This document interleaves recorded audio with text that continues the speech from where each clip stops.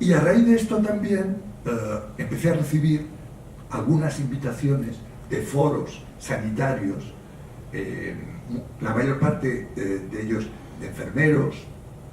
Pues hice, por ejemplo, me llamaron varias veces en Andalucía, en congresos, etcétera, lo cual me permitió, digamos, también el contacto con un mundo sanitario que yo no conocía de nada y no tenía en absoluto nada en común con ello, pero que también me hizo pensar y me hizo reflexionar muy profundamente. Yo recuerdo, por ejemplo, la primera vez que fui a un congreso, era un congreso de la Sociedad Andaluza de Cuidados Críticos, o una cosa así, es decir, era gente que iban en las ambulancias con las UCIs atendiendo a gente que estaba en un, pues que habían tenido un accidente, o etcétera.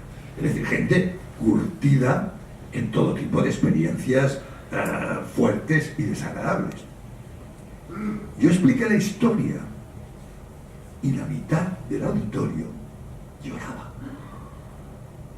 Entonces, eso me hizo pensar, esta gente que a lo mejor ve cada día morir a gente, que ve las situaciones más extraordinarias, más terribles, ¿cómo es que en cambio, a lo mejor en aquel momento no se emocionan y cuando están escuchando una historia, se emocionan?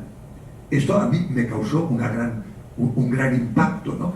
Y entonces empecé a darme cuenta de que había toda una serie de grandes cuestiones soterradas debajo de este mundo y debajo de muchos de estos acontecimientos.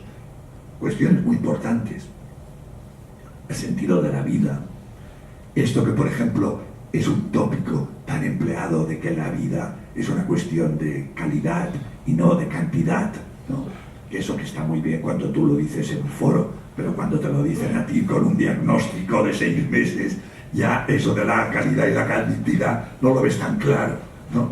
Es decir, que hay toda una serie de tópicos y toda una serie de explicaciones que en aquel momento, cuando lo ves desde el otro punto de vista, te das cuenta que hay cosas muy importantes. Y hay cosas muy importantes que afectan sobre todo a la práctica hospitalaria, sobre todo, que es lo que yo viví como periodista. Claro, yo como periodista entré en ese mundo y empecé a preguntar.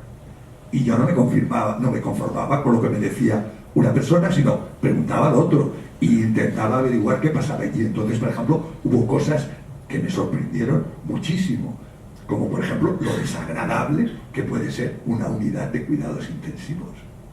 El ruido que hay ahí, lo que se habla, las cosas que se dicen, es decir, como si los pacientes que hay ahí no se enteraran de nada.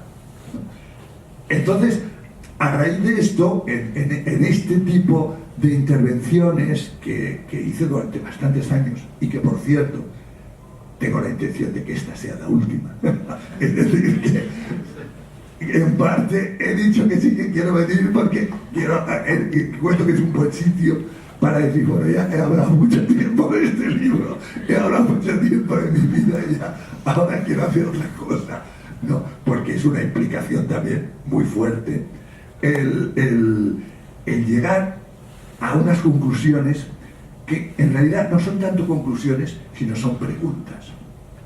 Yo naturalmente no tengo conocimientos, ni tengo suficiente experiencia como para dictar una doctrina sobre todo esto, pero sí que hay cosas que me hicieron reflexionar y que me hicieron hacerme preguntas.